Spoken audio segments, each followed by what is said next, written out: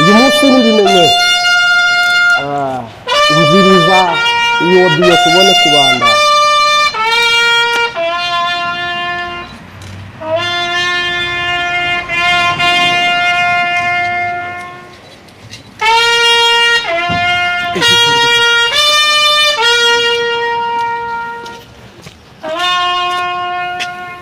ego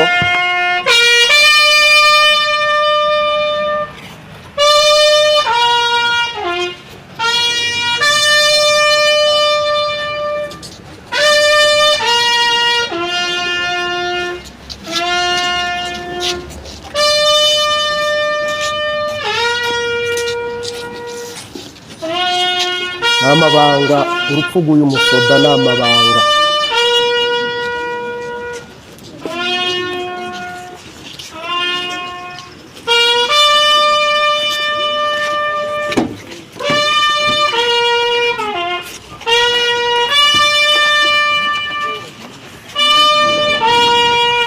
ishwe haraza n'amatoza mpuzamakungu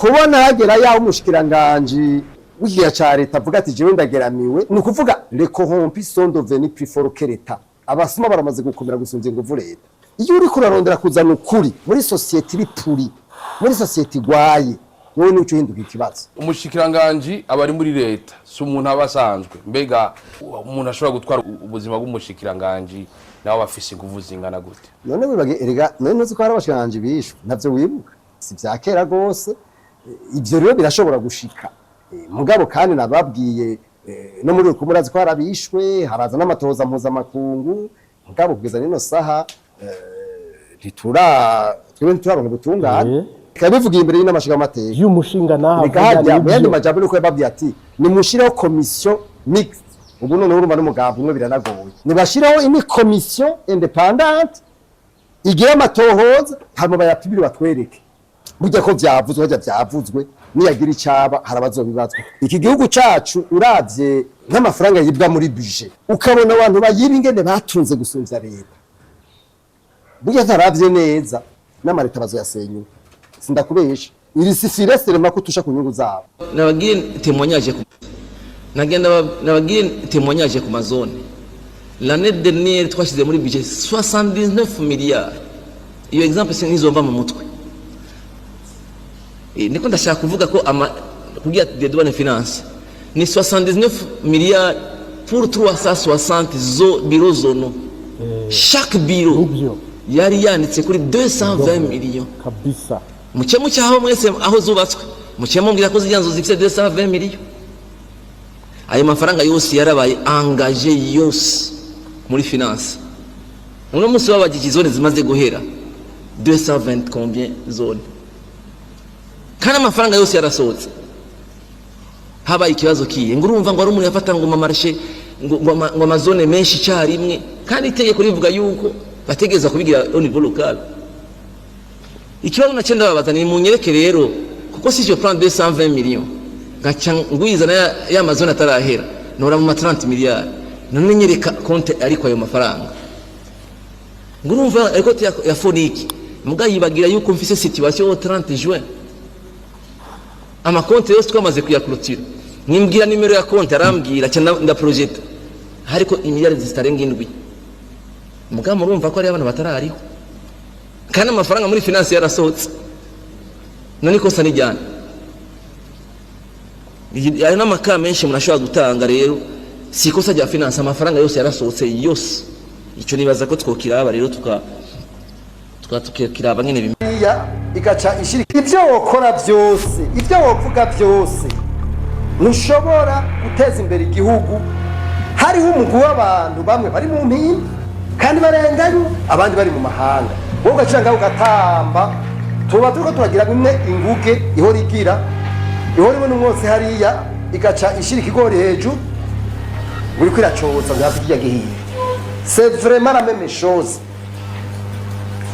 ntushobora gufata ngo uri kurateza imbere igihugu ngo uri kuragira amapolitike hari abantu ini parti de la jewe mfata ko hari imigwi itatu hari imigwi y'abarundi iri mu mpimba mu maprizo mwibuke yuko la capacité ya prison yonyene imwe n'amajoro 8 mugabo genda muramusanga ariyo prix de 5000 je narafunzwe ndabizi n'umunamayo n'ubu neje ndashobora gusubirayo ivyo ndabizi kweri je n'ai pas de problème umuntu ashobora kuba ari mu gihugu kanaka ntagire akubita isuka canke ntagire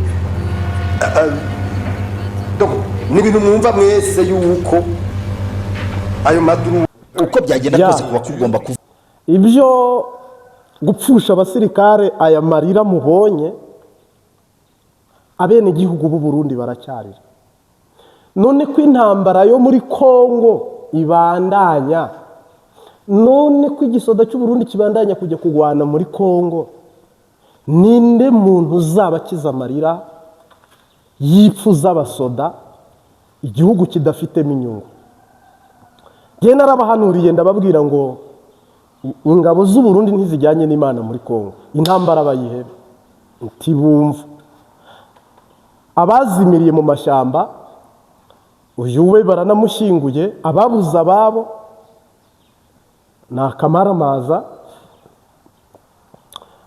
abanze kujyayo bari mu mpimba abatorotse igihugu cyabo bari mu buhungiro tutazi n'irengero ibi byose ni imiyoborere mibi ya Vareste Ndayishimiye na Ndikuriyo na Gaspard Baratuza ndetse n'uyu mugabo witwa Prime Niyonga na Minisitiri w'Ububanyi n'Amakungu w'u Burundi. Aba bagabo bose Gabriel Rupyiri yari kuvuga ngo igihugu cy'u Burundi abasuma barusha imbaraga leta. Abasuma Gabriel Rupyiri yavugaga ni bande basuma?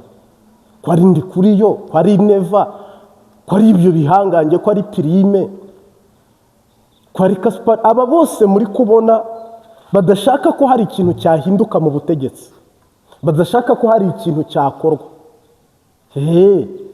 Mu mpimba huzuye y'abantu barengana, bo bamaze no kwiyakira bavuga bati uri hanze gusa icyo twamusaba ni intererano y'amasenga. Niba impimba iteganyirijwe kwakira abantu 1000 bagakubitamo 10,000, niba impimba yubakiwe abantu 400 hakajyamo 5,000, shoti yanjye ubwo buzima hajya kuza kwa Kristo n'abarundi umuzigo bikoreye n'uburuhe n'umubabaro n'agahinda n'ishavu bafite bituruka muri ibi byose. Igice kimwe kiri mu mpimba, ikindi kiri hanze y'u Rwanda ari impunzi, ikindi kiri hanze y'u Burundi ari impunzi, ikindi gice no opposition bari mu mashyamba ya Kongo bategereje Imana yabakorera nabo bagasubira mu gihugu cyabo. Nukuvuga guverinoma ntabwo yemera guhuza abo bantu ngo ibabere umubyeyi. Ekada ari abari mu mpimba bararushye, babuze ubutabera, babura ubutungane. Ari abari mu mahanga babuze abambasaderi babavuganira, bapfa ku manywa bagapfa nijoro, bakagorwa bakambugwa utwabo. Ubushikiranganji bw'imigenderanire n'amakungu wagira buri muri konje. Neva nawe na Ndikuriyo barakubwira bati cyaratuvunnye ntitubaha, iyo mihimbiri irasara. Niba iryo jambo aribwira bari mu gihugu, ubwo bari hanze bo banabibuka, abari muri gereza ho nakamaramazi. Ubwo urumva utibuka bo bari kumwe ntabwo ashobora kwibuka abari hirya ye. Kandi politike nziza ubundi nawe niho ubugaragariye buriya iyo Evariste Ndayishimiye aza kwemera ibiganiro agaciringa, byari kumuhesha amahoro no kuyobora. Nyine ibyo nkuru nziza atakoze ngo ababarire bose, iyo ahita ababarira akavuga ati nimutahe musubire mu nzego, wowe ugakaza umutekano wo kukurinda. Na Habyarimana ni wo mutego yaguyemo, yanze inkotanyi, yanga FPR, arabagwanya ngo ntabishaka, birangira habayeho force. None ubu intera hamwe zipfuye ziyerera. Ndayishimiye rero ubutegetsi bwe buragwa mu maboko ya opposition. buragwa mu maboko ya opozisiyo kubera kutumva no kutumvira, ndetse navuga ngo no kuyoberwa ndetse no kuyoba ku rwego nk'uru nguru rugaragara cyane rwose. Ubutegetsi bwe buragwa muri opozisiyo, buragwa mu banzi be ijambo rimwe, baba bari mu gihugu baba bari hanze y'igihugu, ariko buragwa mu banzi be kubera ko yarafunze abari muri gereza, ntashaka kubikoza, impunzi ntashaka kuzikoza, abari hanze batari impunzi nabo bahunze kubw'impamvu z'umutekano n'imvunaka, kandi bose si abanzi ba Evariste, ariko baratabaje barataka, babona bagiye kuhasiga agatwe barakinjura. Ibyo byose biremereye Sebarundi, byose biri ku gatwe k'umuntu witwa Evariste Ndayishimiye cyane rwose. Ni ukuvuga ngo hano Tarapo nawe yahamagariye abakongomani ngo kujya mu ibarabara, ndabashyiriramo amashusho n'amajwi. Tarapo yahamagariye abenegihugu b'Ikisasa, urumva ko yamaze kubisepara, yavuze Kisasa ariko avuga no muri Kongo Nord Kivu na Sud Kivu, yamaze kubisepara. Ni mu mbwizukuri Tarapo yananiwe, yatsinzwe. Ubundi Tarapo atinya ma 20. Tarapo nawe n'umwe mu bafise intege nke zo gutinya ma 23. Mu bigaragara urinze uhamagara imigumuko cyangwa imyigaragambyo cyangwa imyiyerekano muri politike no mu nkomezi, kandi niwumva iyi disikuru yiwe uraza kumva ko yavuze ngo nyine ngo natwe twabona aho duhera tubafasha, ngo mugiye mu muhanda mukigaragambya, ngo mugabo ntabwo mbahamagariye kwigaragambya, ngo ariko ngo namwe ngo akaga yahuye nako mu butegetsi bwe ni imbohe Kongo yarekuye na Venezuela izo yarekuye, ibisambo biri muri Amerika, abaturage b'indisipurine, abaturage batumva bene gihugu babi ni aba Kongo bari muri Amerika. No kuvuga asa, kandi we yavuze ngo n'ikibazo n'Ikisasa nta butabera nta butungane, ni ukwiba igihugu, ni ukunyuruza igihugu. Doke yabigarutseho arabibasira kuva hasi kugera hejuru. Reka nze mu kanya gatoya nawe uriyumvira koko nakamaramaza. Ni ukuvuga rero ingabo z'u Burundi zisubiye muri Kongo kurondera iki? Kurondera abandi basoda bapfa cyane rwose. Nta n'umwe uzigera uza gukiza abanyekongo uretse abanyekongo ubwabo. Niba abakongomani ubwabo by'umwihariko Kinshasa badateye intambwe ngo bagaragaze ibibazo bafite, babiganireho, bagaragaze ubahohotera, imiryango mpuzamahanga izasigara gusa ariyo kubareba. Uguceceka kw'abaturage aho bigereye ntabwo kugomba kureberwa. Rero tugomba kubumva, bagomba gutekereza ku buryo bwo gukora imyigaragambyo ikozwe mu mahoro, kuko ubwo nibwo buryo bw'ibikorwa by'abaturage muri politike. Barangiza bagakora ubukangurambaga bashyizemo imbaraga, kandi ntabwo ibi ngibi ndi kubivuga kugira ngo nkunde nshishikariza abantu guteza imvururu mu gihugu, ntabwo ari cyo ngamije rwose. Ahubwo ndi kugira ngo bashishikarize uburyo bwiza bwo kugira ngo bashyire iherezo ku bikorwa byo kubasenyera. Uru rugomo ruhoraho batabikoreye mu rugomo, ahubwo bakabikorera mu bumwe, bakabikorera mu kwigengesera. Rero abanyekongo nimuhaguruke, mugomba guhaguruka mukagaragaza ko ari mwe ba mbere bari kwanga ukubonerana, mugomba guhaguruka mukagaragaza ko ari mwe ba mbere mu kurwanya akarengane. Murabona ubugizi bwa nabi buteye agahinda buteguwe. Natwe icyo gihe nitumara kubona mwateye iyo ntambwe, natwe niko tuzahaguruka. Nitubona mwateye iyo ntambwe, nibura natwe nibwo twahaguruka tukabona gusaba imiryango mpuzamahanga kugira ikibafasha. Buri gihe impinduka zose ziba zigomba gutangirira imbere mu gihugu. Nituvuga rero ku mutekano muri Repubulika ya Demokarasi ya Kongo, buri gihe tuba turi kureba mu gice cy'uburasirazuba bwacyo, ibice bigenzurwa na M23. Yego, ibintu biri kubera hariya rwose ni ibintu bibi bikomeye cyane kandi bitakirengagizwa. Ukuri kurahari, kuko washaka kuganira ku kuri kw'ibi biri kubera muri Kongo ntabwo yakirwa arenga mu burasirazuba bwaho. ariko kimwe n'ahandi hose hanze ndetse harimo n'intara nyirizina iyoborwa n'ubutegetsi Kinshasa, n'ubundi abaturage baracyari kurengana, bari kubabazwa n'ubundi nabo bagowe n'ubutabera butanoze, umutekano mukeya, ruswa, kunyereza imitungo ya rubanda bikozwe ku bwinshi, kuba ibikorwa remezo by'ibanze na serivisi z'ibanze za leta zidahari, kuba abakozi ba leta badahembwa, umutekano mukeya, nta demokarasi, mbese bari kubaho ubuzima ubundi budashoboka. Ibyo byose rero ni ibintu ubona ko isi iri kureba yicecekeye.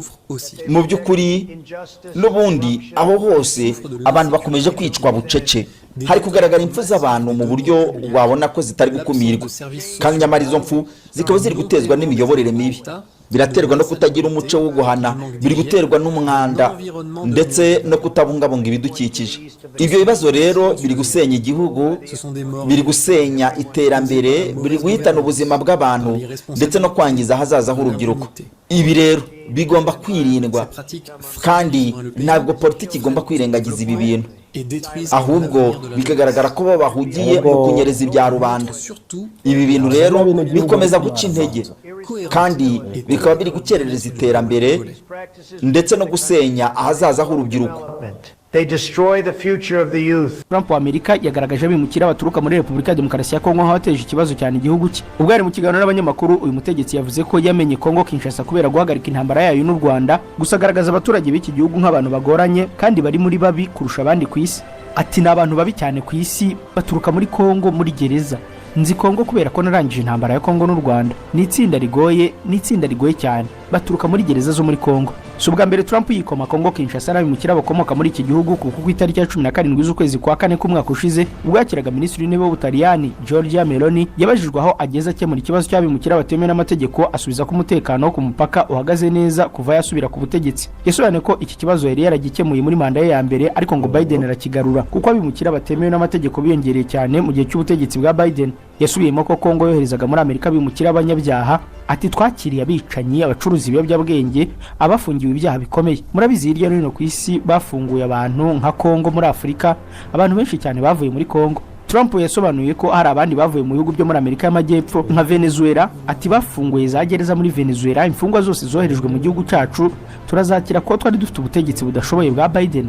Trump kandi mu kwezi kwa munani ubwo yaganiraga na Elon Musk yavuze ko leta ya Kongo yabonye gukomeza gufunga abantu bayo bihenze, ihitamo kubohereza muri Amerika. Ubufaransa n'Ububiligi byasabye Tshisekedi gutangiza ibiganiro by'amahoro bidaheza.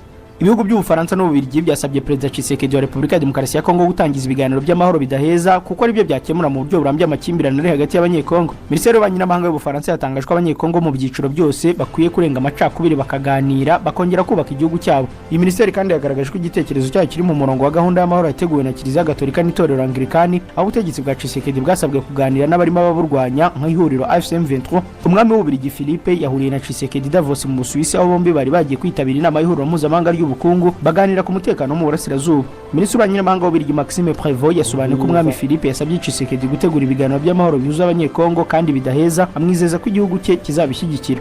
Kiliziya Gatolika n'Itorero Anglikani bimaze umwaka bitegura ibiganiro by'amahoro by'abanyekongo. Byaganiriye nabo mu ngeri zitandukanye barimo abayobozi bo mu bihugu bitandukanye bakusanya ibitekerezo byafasha igihugu kubona amahoro arambye. Aya madini abona ko kugira ngo Kongo igire amahoro arambye bisaba gukemura ibibazo byayugarije kuva mu 1960 ubwo yabonaga ubwigenge, byaba ibijyanye n'imiyoborere, umutekano, ubukungu n'imibanire y'abanyekongo. Guverinoma ya Kongo yirengagije gahunda yitwaje ko Kiliziya Gatolika n'Itorero Anglikani bitamagana ibikorwa bya M23. Iyi guverinoma ariko iri gutegura ibindi biganiro yifuza kwiyoborera bijya gusa n'ibyateguwe n'aya madini.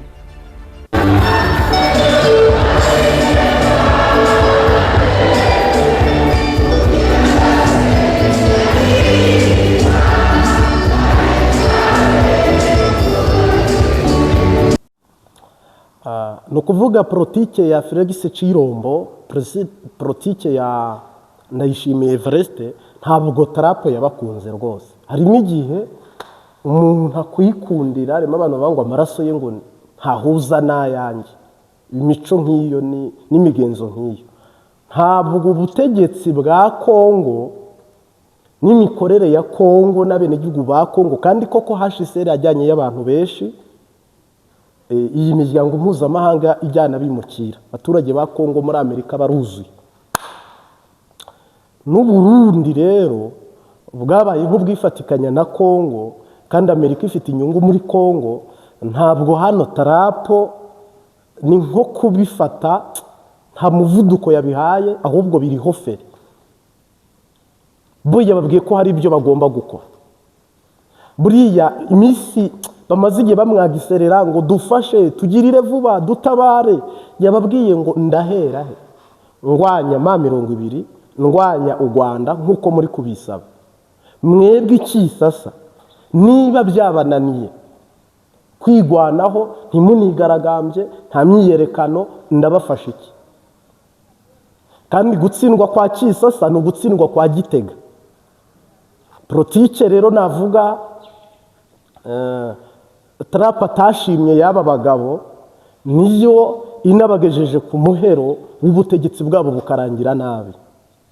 Sahizi kandi Trump nanone n'umuntu uhindagurika, ibyo yavuze uyu munsi ejo arabihindura, ariko ntabwo ajya afata ingingo n'ingamba. Waravuga ko intambara yari ihuje u Rwanda na Kongo yayihagaritse yarangiye, kandi ko kubwo yarayirangije, ariko FDLR yose iracyari muri Kongo, u Rwanda ruracyari karame FDLR, kandi nanone M20 iracyagwana mu bice M23 Kotorora. Tarapo yabivuze ubwicanyi buhari.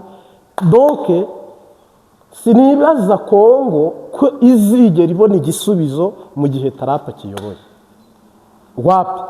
Noneho mwabonye ko n'Uburusiya bwavuze ngo igihe muzadusaba ubufasha tuzabubaha bwo kubunga, ariko bihita bavuga ngo dushimira u Rwanda kwiyubaka n'iterambere u Rwanda rugejeje ku bene gihugu. Uburusiya bwabitangaje nabwo ko buri gushimira u Rwanda n'imikorere n'imigenzereze yarwo, ariko ruravuga ngo bifitanye umubano mwiza na Kongo, bifitanye umubano mwiza n'u Rwanda. Ngira ngo ambasaderi wa Kongo mu Burusiya yakiriwe na minisitiri w'intebe, ariko ambasaderi w'u Rwanda mu Burusiya yakiriwe na Perezida Vladimir Putin. Ejo bundi ngira ngo video mwagiye muyibona, nubwo hano twe tutayibahaye ariko mwarayibonye. Ejo bundi naravuga ngo muri diplomasi, iyo watsinzwe muri diplomasi no mu buryo bw'imbaraga z'amafaranga arizo ntwaro n'ibindi, naho gatsindwa. Aba barupyira ibyo bavuga n'aba Faustin Ndikumana ibyo bavuga, ubutegetsi bw'u Burundi iyo bucingurira impunzi nyinshi z'abarundi ziri hanze nizo ziteye akaga ubutegetsi bwa Neva. Abene gihugu barimo imbere bo barashobewe, bategereje uzaza kubabohora avuye hanze. Ibyo bintu byose rero nubyihweza ukabyitegereza, intambara irakomanga, kugandagurwa birakomanga, kudeta irakomanga, isaha ku isaha biri kugenda binyurangatanamo, ariko bifite icyo biri gusura, icyo biri gukungura, icyo bicurera. Kandi ntabwo nanone Amerika izatakaza inyungu zayo.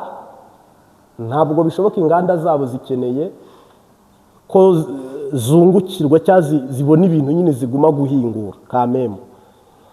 Uyu munsi wa none rero navuga ngo mu Burundi politike yabo na politike y'ikisasa Tarapo yabishyize mu gatebo kamwe arugara.